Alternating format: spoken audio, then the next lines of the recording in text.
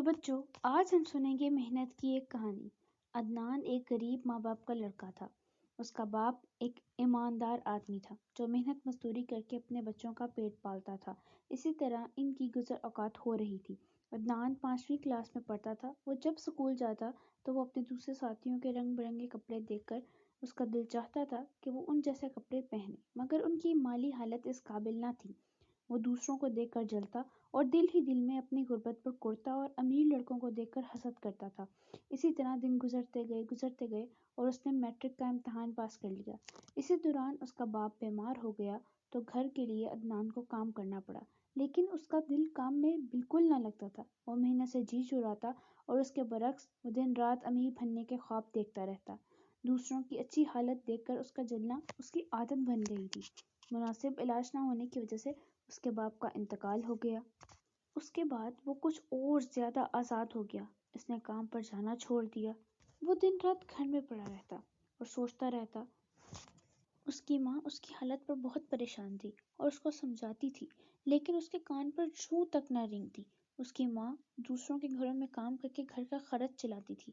اسی طرح دن گزرتے گئے اور عدنان پہلے سے زیادہ نکما ہو گیا۔ آوارہ لڑکوں کی محفل میں جانا، ان کے پاس اٹھنا بیٹھنا اس کی عادت بن گئی تھی۔ پھر اس کی بوڑھی ماں دن کو لوگوں کے گھروں میں کام کرتی اور رات کو خدا کے حضور گڑ گڑا کر اپنے بیٹے کی بھلائی کی دعائیں مانگتی، لیکن عدنان کی عادتیں خراب ہوتی گئیں۔ اس نے آوارہ دوستوں کے ساتھ مل کر چوری چکاری بھی شروع کر دی۔ وہ چوری کی رقم اپنی عیاشیوں میں اڑا دیتا۔ محلے کے لوگ ان سے تنگ تھے، اس لیے انہوں نے پولیس کو شکایت کر دی۔ پولیس ان کو پکڑ کر لے گئی۔ دوسرے آوارہ لڑکوں نے سب کچھ عدنان کے ذمہ لگا دیا۔ ان کے والد ان کو چھڑا کر لے گئے، لیکن عدنان 3-4 دن پولیس کی مار کھاتا رہا۔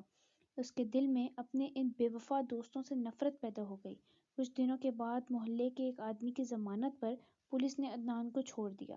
عدنان اب سارا دن گھر میں پڑا رہتا اور سوچتا رہتا اور خیالی پلاؤ پکاتا رہتا۔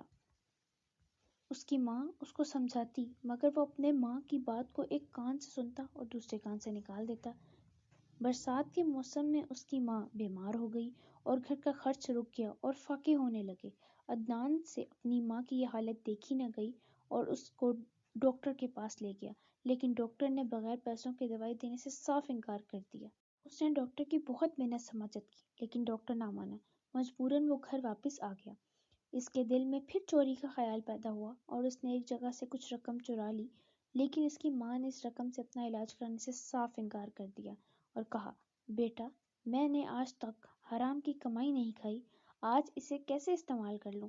ماں کی ضد کی وجہ سے اس نے وہ رقم اسی جگہ واپس رکھ دی جہاں سے اٹھائی تھی۔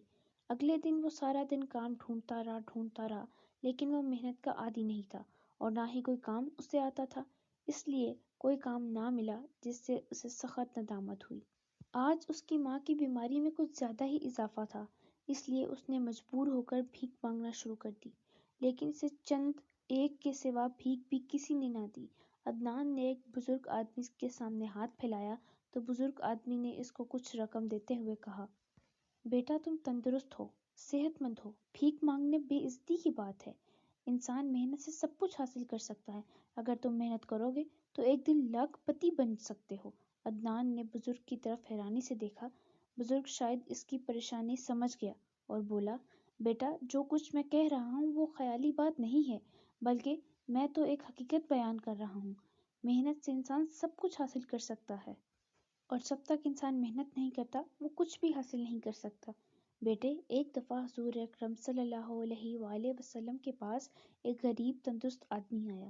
اس نے آ کر التجا کی کہ اس کے پاس کھانے پینے کو کچھ نہیں ہے، اس کے بچے بھوکے ہیں، اسے کچھ عنایت کیا جائے۔ آپ صلی اللہ علیہ وآلہ وسلم نے اس سے دریافت کیا، کیا تیرے پاس گھر میں کوئی چیز ہے؟ اس نے جواب دیا کہ اس کے پاس گھر میں پینے کا ایک پیالہ اور کمبل کے سوا کچھ نہیں۔ آپ صلی اللہ علیہ وآلہ وسلم نے فرمایا، جاؤ اور یہ دونوں چیزیں لے آؤ۔ وہ آدمی گیا، دونوں چیزیں لے کر حاضر خدمت ہوا۔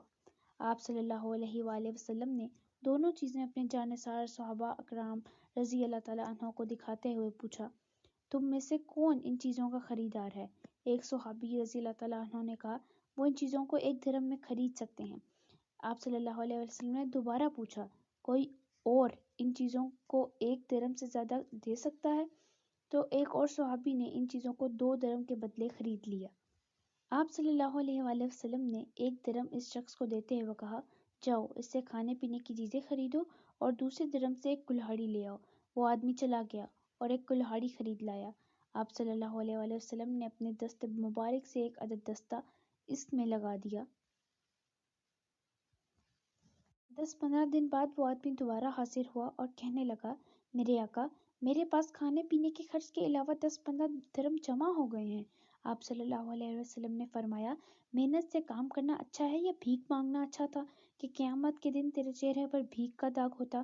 ہمارے نبی اکرم صلی اللہ علیہ وآلہ وسلم نے ہمیشہ محنت کو پسند فرمایا، اس لیے محنت کیا کرو۔ گھر آیا، کہتے ہوئے نماز ادا کی اور خدا کے حضور کامیابی کی دعا مانگی۔ مچ گئی۔ اگلے دن اس نے باقی رقم سے کپڑے کا کاروبار شروع کرنے کا عزم اور دن رات محنت کرنے لگا۔ وہ گھر آیا، ماں کو ڈاکٹر کے پاس لے گیا۔ اللہ تعالیٰ نے اس کے کام میں برکت دی اور وہ لاکھوں روپے کا مالک بن گیا۔ وہ اب کپڑے کا بہت بڑا تاجر ہے۔